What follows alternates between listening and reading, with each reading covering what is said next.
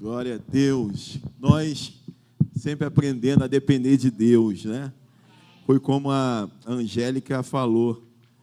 E a gente prepara tudo e tal, mas, na verdade, Deus é soberano e a vontade dele prevalece. Aprove a ele você estar aqui hoje, alguns estarem em casa, assistindo de casa, muita chuva, né? E a gente não tem só o problema da chuva, a gente tem um problema da enchente, aí muitas ruas alagam, e aí fica complicado para a gente. Mas nós estamos aqui, nós adiamos a ceia para dia 18, porque Santa Ceia, ela tem a ver com comunhão, e muitos irmãos queriam estar aqui. Muita gente mandou mensagem, já estava arrumado, já estava preparado, mas a rua encheu, não consegui sair. Alguns irmãos conseguiram chegar, a Claudinha chegou, Anderclay, mas muitos irmãos não conseguiram chegar, outros tiveram que voltar para casa. Tia Edivaldo, Tia Benjamin estão voltando, mas Deus sabe todas as coisas. Então, dia 18, a gente vai estar ceando junto, depois do carnaval, mas não podemos deixar de falar aquilo que Deus colocou em nosso coração para estar transmitindo. Eu ainda fiquei ali pensando, vou trazer uma outra palavra rápido e tal, mas eu sinto que Deus tem um propósito. Se Ele colocou essa palavra no coração do pastor, é porque tem um propósito para essa noite. Se alguém ouvir, vai ficar gravado aí também. Muitas pessoas vão poder estar sendo alimentadas, sendo abençoadas com essa palavra, em nome de Jesus. Então, o tema é todos os dias. O texto é lá em Atos dos Apóstolos, Atos capítulo 3, versículos de 1 a 11. Atos capítulo 3, versículo de 1 a 11.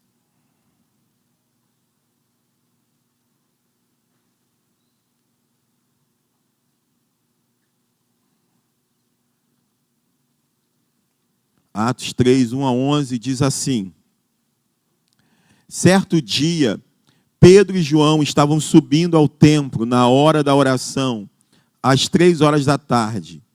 Estava sendo levado para a porta do templo chamada Formosa, um aleijado de nascença, que ali era colocado... O que está escrito? Que ali era colocado todos os dias, para pedir esmolas aos que entravam no templo.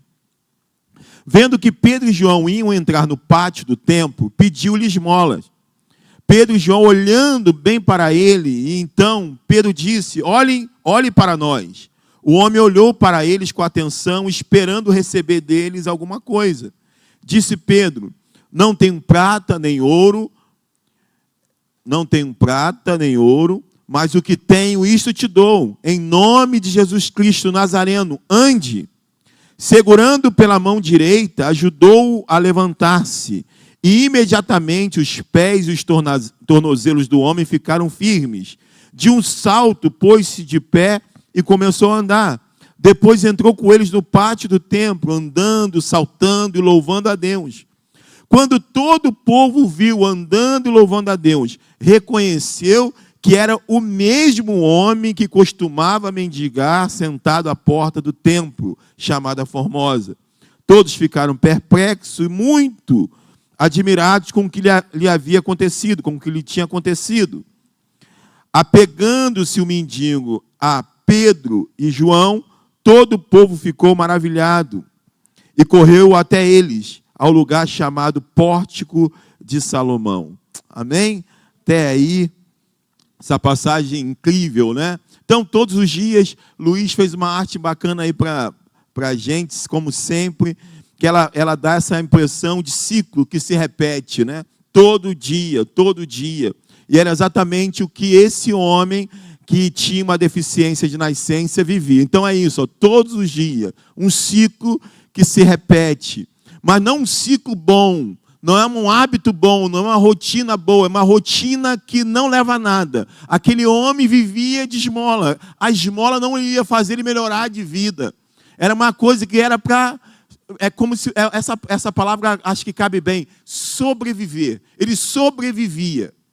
Então não tinha perspectiva de melhorar, não tinha nada. Então a ideia do que nós vamos falar aqui, a rotina ou esse hábito, esse lugar que a gente vai falar aqui, é um lugar de todo dia, mas no sentido de que não é o teu lugar. Não é o lugar que você deve estar, não é o lugar que eu devo estar. É um lugar que a gente precisa sair, porque estar nesse lugar é não produzir, é não frutificar, é não ter mudança. É a esmola, é aquilo que só te deixa na mesma condição, que só te humilha, que só te mantém no pecado, só te mantém naquele lugar que você sabe que não é o teu lugar. Então, é essa a ideia daquilo que a gente vai falar hoje. Eu queria começar falando de reviravoltas. Eu amo pensar e ouvir histórias de reviravoltas, de pessoas que tiveram uma mudança drástica. Não sei se você também gosta, né? De você, de repente, conversar com uma pessoa e ela te contar, assim, que ela teve uma experiência, tal dia, tal data, tal horário, que ela mudou. Ela estava ali naquele todo dia e, de repente, algo aconteceu que a vida dela mudou para sempre. Eu acho isso incrível. Se você pensar nesse homem aqui, esse homem que a expressão de aleijado de nascença, ou alguém que é deficiente, primeiro que ele nasce com esse problema. Então, a vida toda ele foi assim. A vida toda ele se conheceu assim. A vida toda ele teve que lidar com isso, viver e conviver com isso numa época pior do que a nossa. Hoje se fala muito em inclusão. Hoje você tem rampa de acesso e se preocupa com isso. Né? Algumas pessoas, por que, minha filha, por que tem essa marca ali no terminal? Por que tem uma marca no chão o tempo todo? Eu falei, filho, isso aqui é para quem tem problemas visuais, para poder ela se encontrar, se localizar. Com a bengala, ela sabe por onde ela vai andar sem obstáculo. Né? Nós ainda somos muito carentes disso no Brasil, mas muita coisa já mudou. Mas na época desse homem aqui, a coisa era pior, porque envolvia não só a questão da sua manutenção de vida, tanto que ele está pedindo esmola, de trabalho, como também questão religiosa. Era alguém visto como pecador, como alguém que estava marcado pelo pecado. Então era uma pessoa que não podia estar no templo, tinha uma série de restrições, era mal visto. É como se fosse um amaldiçoado. Lembra quando viram um cego de nascença e alguém falou para Jesus, por que ele nasceu cego? Porque ele pecou ou porque seus pais pecaram? Por que eles perguntam isso? Porque essa era uma ideia que tinha na época, de que se alguém tinha uma deficiência era por causa do pecado ou próprio ou dos seus pais. Era uma ideia meio de karma, algo que se trazia, e Jesus combate isso. Não, nem ele nem os seus pais. Ele nasceu assim para que minha glória se manifeste nele. Então, é interessante pensar nisso. Mas imagina comigo, voltando para falar de reviravoltas. Imagine o outro dia desse homem. Ele é colocado ali, eu não sei em que idade ele começou a pedir esmola, mas eu sei que existem lugares em São Gonçalo e Niterói que eu já até conheço pessoas que ficam naquele banco, ficam em frente ao banco, sentado, ou com o bebê no colo. Quando a gente passa, a gente até conhece aquela pessoa. Então, eu não sei qual foi a idade que ele passou a ser levado. Interessante que algumas pessoas o colocavam, talvez pedindo favor, aí algumas pessoas se mobilizavam. Um dia um falta, mas tem alguém que ele pede, me leva para lá. E ele era colocado no lugar estratégico, porque se entende que alguém que está indo no templo religioso, alguém que vai querer ajudar, que vai querer dar esmola.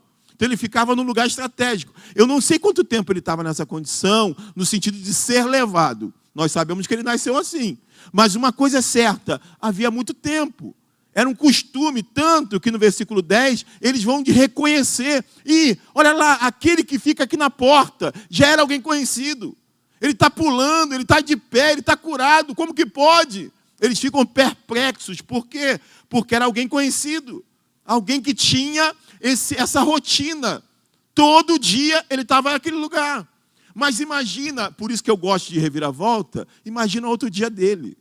Imagina no horário que eles iam buscá-lo para levar para lá. Imagina, indo, talvez quem não soube, foi lá buscar. Vou lá pegar ele, vou lá fazer minha boa ação do dia, vou pegar ele para colocar ele na porta lá do templo. Quando chegou lá, ele estava de pé. Eu não preciso mais ir.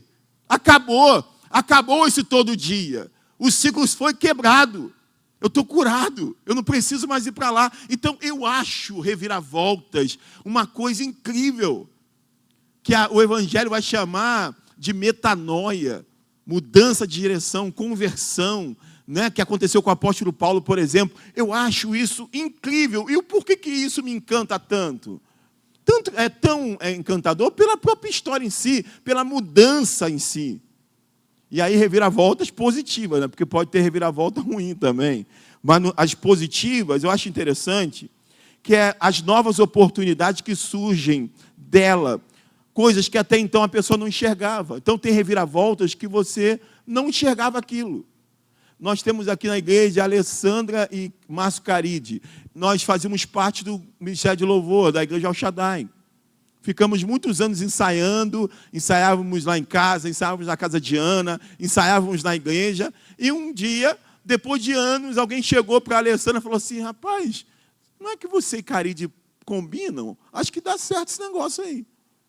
Do nada, anos ali convivendo, anos de amizade. Daqui a pouco, não sei quem foi o cupido deles, acho que foi Cleide, não sei. Foi Ana e Elisângela. Olhou: ei, Alessandra, vem cá. Caride está solteiro, você está solteira, a idade é parecida e tal. Aí ela: não, que isso, nós somos amigos. Mas aí já começa, opa, a coisa começa a crescer.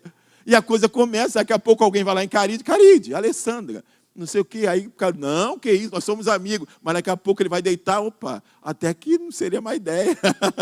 E a coisa foi indo. Gente, são casados há tantos anos, tem uma filha, Sara, linda, uma família linda. Ou seja, olha como que a reviravolta faz com que você enxergue possibilidades que você não enxergava antes. Você estava ali todo dia, mas não estava enxergando. Olha que coisa maravilhosa. Talvez esse homem começou a trabalhar. Talvez esse homem foi ter uma família. Agora ele pode ter.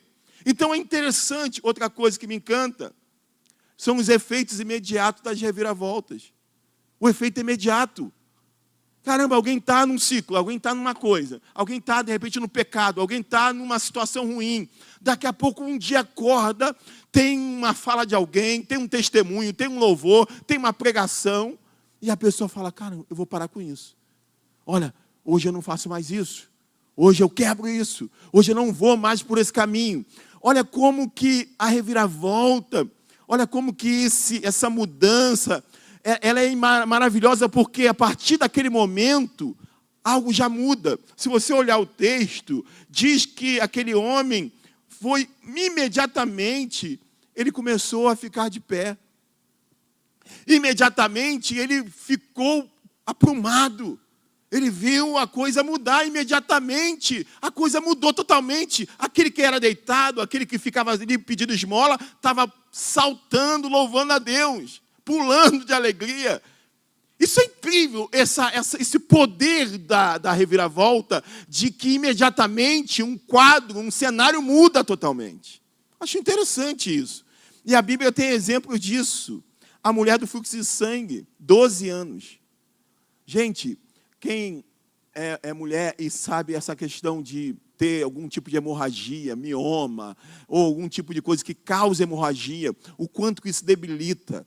No período menstrual, ali dura muito mais tempo do que o normal, e o fluxo é muito maior, e é uma situação dificílima, causa anemia, causa uma série de complicações. Então, imagina isso, 12 anos. Eu lembro da irmã Sandra, né, que estava com um problema sério de hemorragia, e que a igreja se mobilizou e ela fez a cirurgia, e eu fiquei imaginando o alívio dela de poder ter aquele problema resolvido. Agora imagina essa mulher 12 anos, e de repente ela pensa: vou tocar em Jesus, que certamente serei curado. E diz que imediatamente a mulher vê o seu fluxo secar. Aquela hemorragia que acompanhava, que ela não tinha os recursos que se tem hoje, de absolvente, de nada. Ela não tinha. Imagina o que ela tinha que fazer numa sociedade que via a mulher como nada. E uma mulher que tivesse hemorragia era tida como imunda.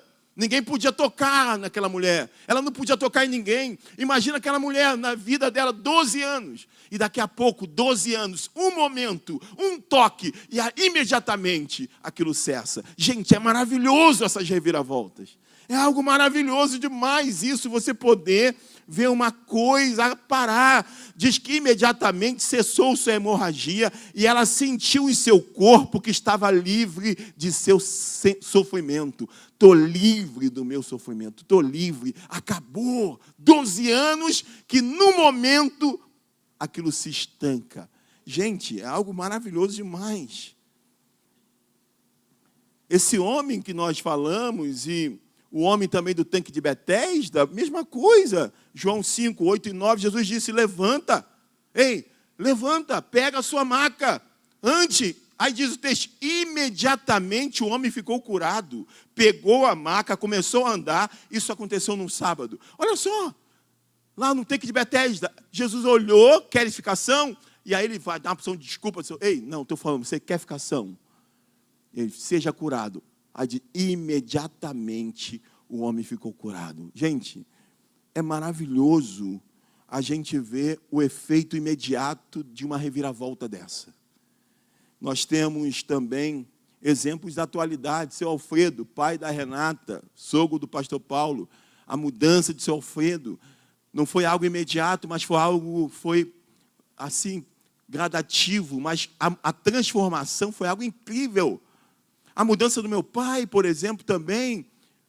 A mudança de Alexandre, o irmão que chegava bêbado nos cultos, e a gente foi vendo a coisa mudar, e ele se transformando em uma outra pessoa. Se relacionava com alguém, mas bebia, daqui a pouco aquele relacionamento acabava, e dava tudo errado, mas daqui a pouco ele conheceu a Denise, e ele começou a passar pelo processo de transformação, e aí a coisa foi mudando. Hoje eles têm uma filha. Era o sonho dele ser pai. Sabe, é incrível isso, o efeito imediato. Por isso que eu amo isso, eu amo a reviravolta. Ela traz novas oportunidades, ela tem um efeito imediato. Olha que coisa interessante para a gente pensar sobre esse efeito imediato. Quando uma pessoa para de fumar, segundo o INCA, olha que interessante. Após 20 minutos que a pessoa parou de fumar, a pressão sanguínea, a pulsação volta ao normal. 20 minutos. Olha o efeito de uma reviravolta, de uma decisão, de dizer, acabou, parei, jogou o maço fora. 20 minutos, a pressão sanguínea, a pulsação volta ao normal. Após 2 horas, não há mais nicotina circulando no sangue. Olha que coisa interessante. Após 8 horas, o nível de oxigênio no sangue se normaliza. Após 12 a 24 horas, os pulmões já funcionam melhor. Após 2 dias, o olfato percebe melhor os cheiros e o paladar degusta melhor a comida.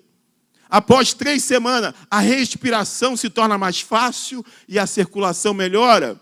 Após 1 ano, o risco de morte por infarto do miocárdio é reduzido pela metade. Após 10 anos, o risco de sofrer infarto será igual ao das pessoas que nunca fumaram. Olha só o poder imediato de alguém dizer, hoje é o último, parei dessa droga, parei desse cigarro, parei dessa bebida, parei desse vício, parei desse pecado, parei. Isso começa na mesma hora, algo acontece, coisas vão mudando, comportamentos, tudo vai mudando. Então, por isso que eu amo reviravoltas. Eu amo pensar nisso. E uma coisa também é a quebra da rotina. Quando há uma reviravolta, a rotina é quebrada. Como nós falamos, aquele homem não precisava mais voltar para aquele lugar. Ele poderia trabalhar, ele poderia ter uma família, ou voltar para a sua família, ele poderia ter uma rotina totalmente diferente do que ele tinha até então. Ele não seria mais reconhecido como aquele homem que ficava mendigando. Então, essa é a beleza da transformação na vida de uma pessoa, da reviravolta que acontece na vida de uma pessoa, é de poder viver isso tudo, algo imediato, poder viver uma mudança à sua volta e na sua vida, no seu corpo, na sua mente. Talvez você esteja, pastor, por que o senhor está falando tanto sobre isso? Eu fiquei pensando nesses hábitos ruins que a gente tem. Eu fiquei pensando nesse lugar que a gente se encontra, que não é para a gente estar. E que eu me encontro, por muitos anos eu fiquei preso a coisas que eu não deveria estar preso. Seja a timidez, seja a sensação de não ser útil. Lugares que a gente se coloca e, irmãos, a gente sempre pensa em milagres, em cura, é que alguém volte a enxergar, que alguém volte a andar. Mas vou dizer uma coisa, se tem uma coisa também que necessita de um milagre, do poder de Deus, é nos arrancar do lugar que a gente sabe que tem que sair. Eu convivo com pessoas todos os dias, e eu vejo pessoas completamente presas a hábitos ruins, onde quem tenta falar, quem tenta alertar, não tem êxito. Parece que está falando com a parede. Por quê? Porque a gente se coloca naquele lugar. E é preciso também um milagre para que a gente seja tirado dali. É preciso uma intervenção do Senhor na nossa vida. E é sobre isso que a gente precisa falar. E são hábitos ruins, porque são, como nós falamos, lugares que não são para nós estarmos. A gente chama sempre esse lugar de zona de conforto, que é um lugar onde você vai porque você não se confronta, você não é confrontado, você não se confronta, você fica naquele lugar. E eu fiquei pensando nesse termo, zona de conforto.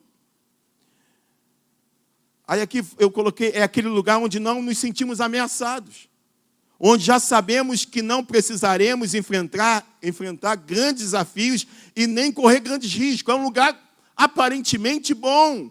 Você não tem risco, você fica ali, você não se expõe. Ele é chamado assim porque na zona de conforto temos um certo conhecimento e domínio das coisas que podem acontecer. É como se nesse lugar você não corresse os riscos que todas as pessoas correm. Você já se prevê mesmo o que vai acontecer. Então você fica ali, poxa, eu não vou me expor. Eu vou ficar quietinho aqui nesse lugar, porque esse lugar não me expõe. Você sabe que esse lugar não é o teu lugar. E aí eu fiquei pensando nisso. E eu coloquei aqui, entramos nesse lugar com medo de enfrentar ou encarar o que precisa ser tratado. Você não quer, você sabe que tem que ser tratado, mas você fica nesse lugar porque você está com medo. Por isso, embora o nome tenha conforto, não é um lugar confortável.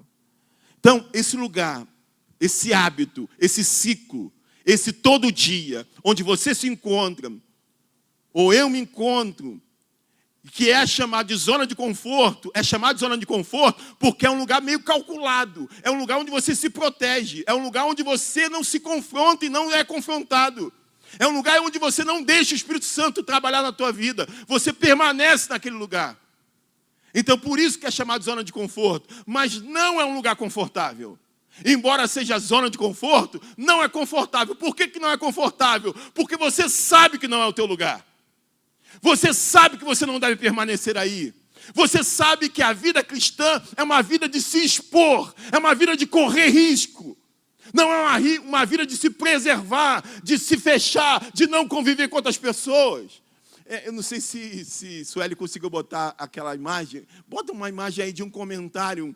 Porque quando alguém faz uma postagem onde vai chamar pessoas que estão doentes, uma mensagem que vai falar de comunhão, por exemplo, ou uma mensagem de Dia dos Namorados, que vai falar de amor, isso atrai pessoas que estão feridas na área emocional, com igreja, com liderança. Então, na postagem, falando sobre igreja, sobre comunhão, olha o que a pessoa colocou. Não gosto de me relacionar com as pessoas. Vou em uma igreja grande, não conheço ninguém, acabo o culto, vou embora para minha casa. Essa postura aqui, ela é uma postura de alguém que está numa zona de conforto. Eu cultuo, eu escolho uma igreja grande para que ninguém me reconheça. Eu entro e eu saio e eu não me relaciono. Então, é exatamente isso que eu quero falar com vocês. É uma zona de conforto. Você convive anos assim. E o que Deus falou comigo? O perigo de todo dia é que esse todo dia pode ser a vida toda.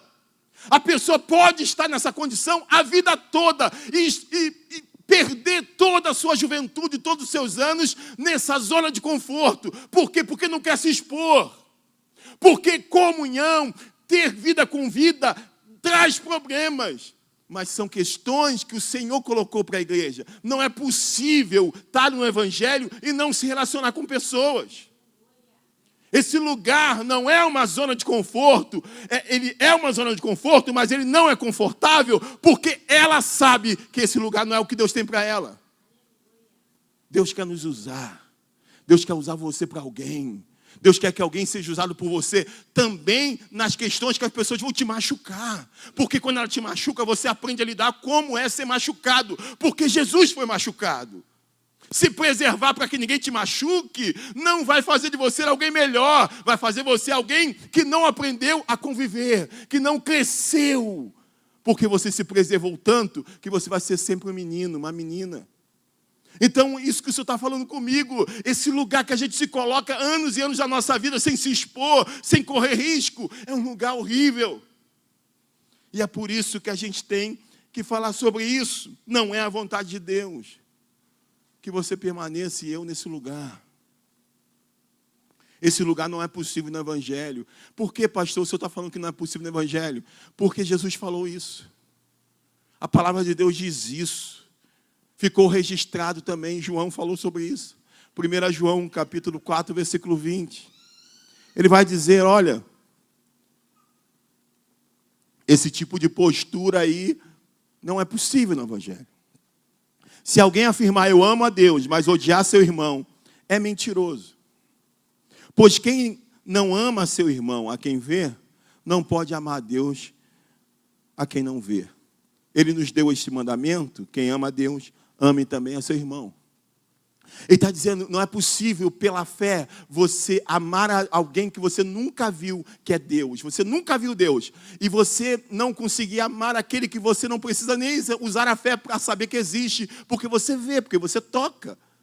Você está falando de um Deus que é ascendente, que é espiritual, que é imaterial. E você não está conseguindo lidar com alguém que é visível. E ele vai dizer, se você quer uma relação com Deus sem ter uma relação com o próximo, você está mentindo que você ama a Deus. E com isso ele deixa claro que não é possível um evangelho desse. Isso é só um exemplo, não estou dizendo que a mensagem toda está baseada nisso. Eu só estou dizendo que há lugares e zona de conforto, lugares que todo dia a gente se coloca, que Deus não quer que a gente permaneça lá. Porque não é o lugar que Deus tem para você e tem para mim.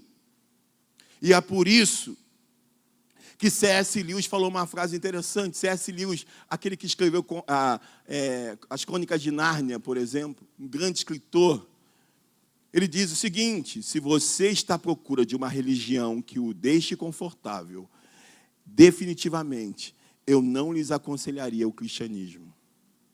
Não há conforto no cristianismo. Não há a tua vontade no cristianismo. Não há a sua ideia. A minha vontade é essa. Eu vou ficar nesse lugar. Eu não vou me expor. Eu não vou ser isso. Eu não vou ser aquilo. Não, o cristianismo não existe. Ele comprou você. Você não pertence a você mesmo. No Evangelho, a gente tem vontade. Mas a gente submete a nossa vontade à vontade do Senhor. A gente não fica feliz em saber que estamos num lugar que não seja o lugar que o Senhor quer que a gente esteja. Eu vivi minha vida inteira numa zona de conforto. Eu vivi muita parte da minha infância e adolescência numa zona de conforto. Mas eu não ficava feliz, porque eu sabia que aquele não era meu lugar. E eu lembro que dentro de mim eu tinha sonhos de um dia sair daquele lugar. Era confortável porque eu não me expunha. Era confortável porque eu não me encarava meus medos. Mas eu sabia que não era meu lugar. O que eu queria mesmo era ter coragem de sair daquele lugar. Isso é tão sério que às vezes a gente se coloca nesse lugar porque a gente não quer encarar nossos medos. Eu lembro que quando eu estava numa empresa há 11 ou 12 anos, e surgiu uma oportunidade para eu ir para uma outra empresa pelo curso que eu tinha feito, porque eu estava ganhando muito mal. A gente já tinha Milena e eu estava ganhando muito mal, muito. Nós sobrevivíamos também. E eu fiz um curso pensando em melhorar. E chegou a oportunidade de eu ter aquela... de abrir uma oportunidade, se abriu, uma porta se abriu. E aí, eu falei para... Eu busquei colocar as minhas palavras na boca da minha esposa e na boca das pessoas. Porque eu estava acomodado naqueles anos que eu tinha naquela empresa. Eu sabendo que eu precisava melhorar, mas eu fiquei com medo. Então, eu tentava botar na boca da minha esposa o que eu queria ouvir, não o que eu precisava ouvir. Eu tentava colocar na boca dos meus pais aquilo que eu queria ouvir, não o que eu precisava ouvir. Então, já vinha cheio de desculpas. Eu dizia, olha, eu não posso abrir mão desse tempo todo de casa. Olha, eu não vou conseguir fazer o estágio para poder pegar a conclusão do curso. porque a empresa não vai me liberar. E tudo que eu falava que não era possível, mas era eu que estava me boicotando, com medo de encarar. Até que chegou o dia que uma porta se escancarou e eu tinha a possibilidade de ir. E eu olhei para minha esposa e falei, irmão, eu não posso, eu sou casado, eu não posso arriscar, porque essa vaga não é para o estaleiro, é para uma terceirizada. Só que o estaleiro sempre fazia isso, ninguém entrava direto pelo estaleiro, entrava por uma terceirizada. Depois de 6 meses, era efetivado. Mas eu usava o que eu tinha com medo. E a minha esposa, graças a Deus, ela falou assim, ei, ela fez como aquela águia com um filhote no ninho. Empurra do ninho. Você não pode ficar aqui a tua vida inteira. Esse ninho não é o teu lugar definitivo. Irmãos, esse ninho não é o teu lugar definitivo. Esse banco, essa cadeira não é o teu lugar definitivo. Você vai ter que se expor em algum momento. Você vai ter que aconselhar pessoas. Você vai ter que ajudar pessoas. Você vai ter que ser muito mais do que você é quando você vem aos cultos e senta aí. Não só aqui dentro, mas principalmente lá fora. Deus tem pressa na sua vida, porque tem outras vidas que carecem da tua palavra, do teu abraço, do seu aconselhamento. Por isso, a Elisângela, minha esposa, ela me empurrou do ninho. Ei, você tem que se expor, você vai ter que aprender a voar. E eu fui para a entrevista. Irmãos, se aquela entrevista não fosse uma entrevista por indicação, certamente eu teria me boicotado de tal maneira que eu já fiz isso. Eu já saí de uma entrevista que a entrevistadora olhou para mim e falou, esse cara é doido. Até o telefone eu derrubei na mesa dela. Eu embolei no fio do telefone, o telefone bateu no chão. Era da Páginas Amarelas na época.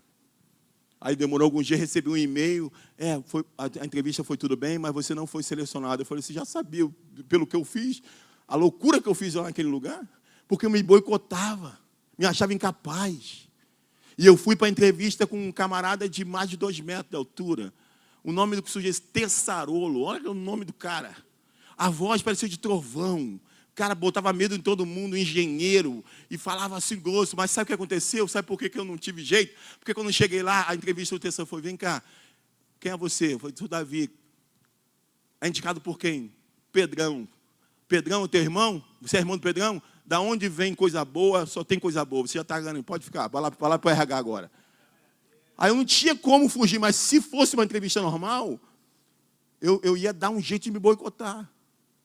Porque quando eu entrei no estaleiro para ir para o RH, para ir conversar com ele, eu já entrei olhando para o tamanho dos navios, para o tamanho do guindaste, para as impossibilidades, ao meu ver, meu sentido pequeno. Eu falei assim, eu não tenho condições, eu não vou saber trabalhar aqui.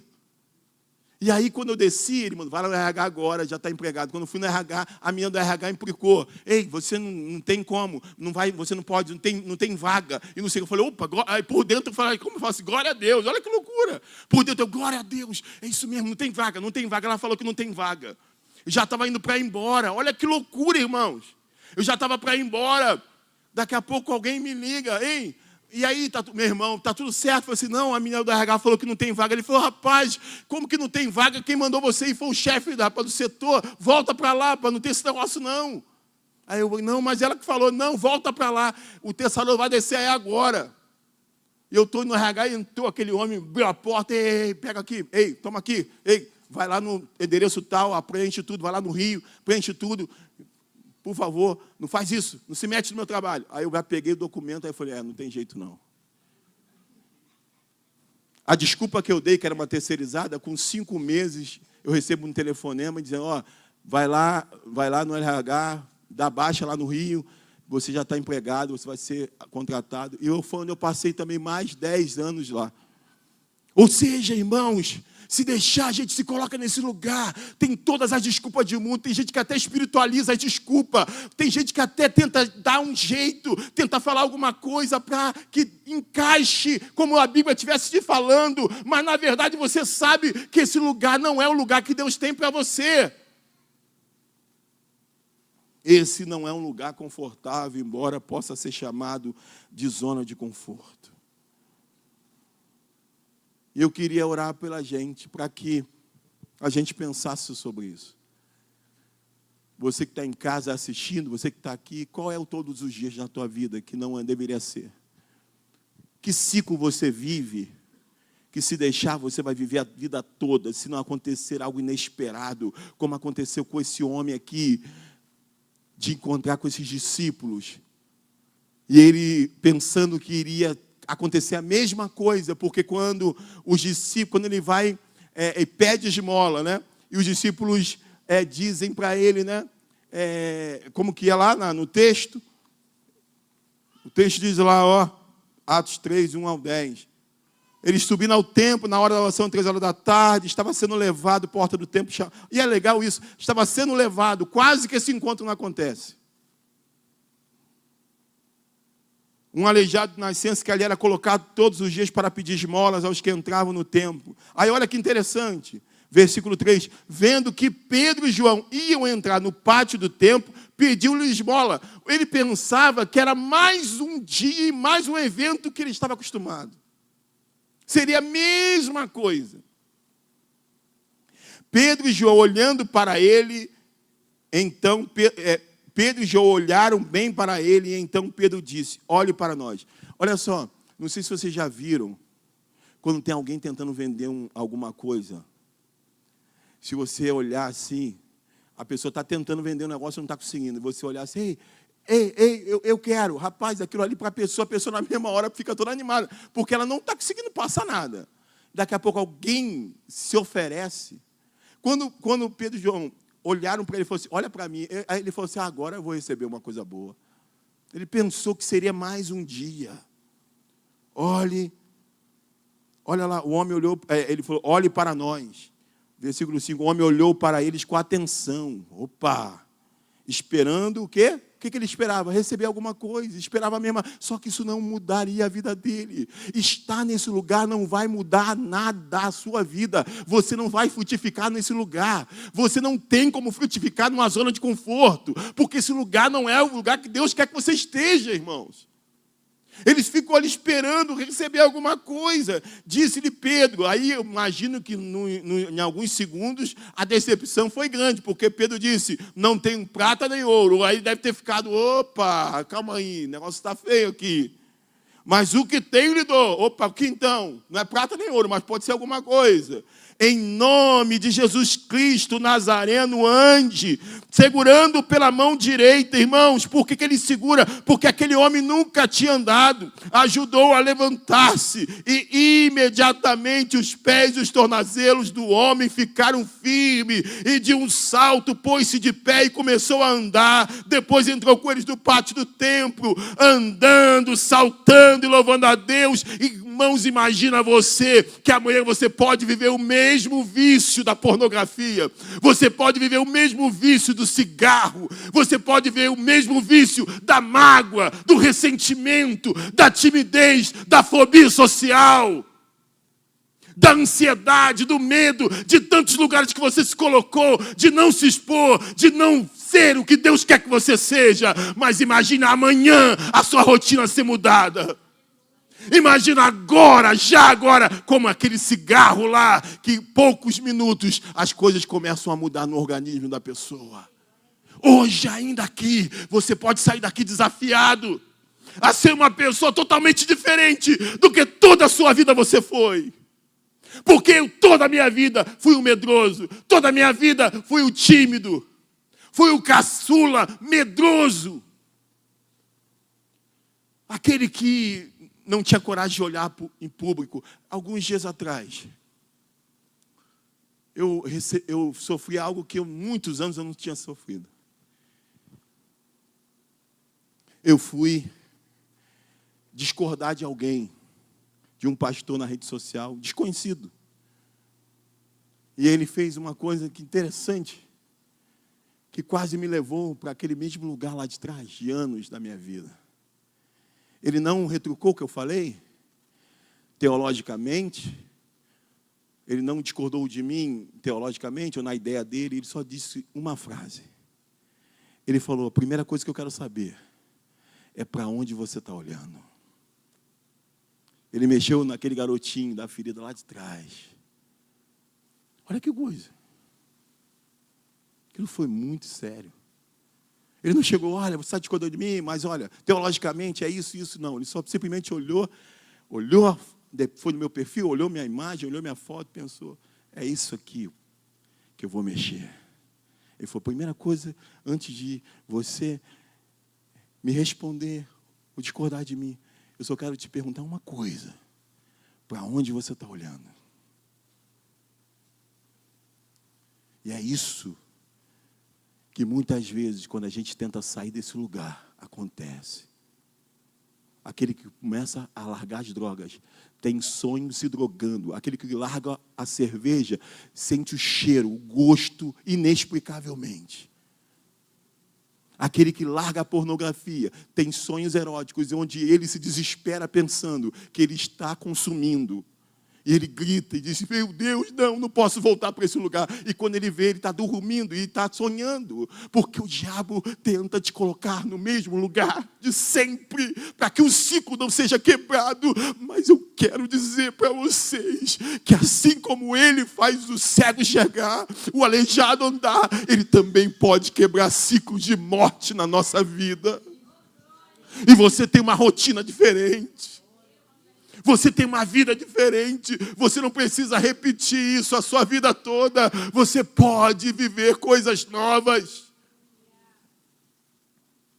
Como é angustiante olhar para um lado e ver pessoas num lugar de conforto, sem se expor, enquanto tem 10 se acabando. Há 80 se escondendo, se preservando.